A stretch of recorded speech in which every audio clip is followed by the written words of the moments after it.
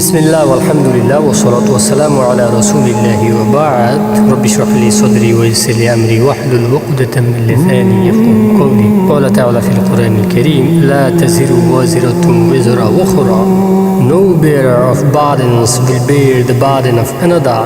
আল্লাহ সুবহানাহু ওয়া তাআলা একজনের বোঝা অন্যের উপরে চাপিয়ে দেন না। তেমনিভাবে স্ত্রী স্বামীর ঋণের টাকা পরিশোধ করতে বাধ্য নয়, কেননা স্ত্রী ও সংসারের যাবতীয় দায়িত্ব স্বামীর উপর।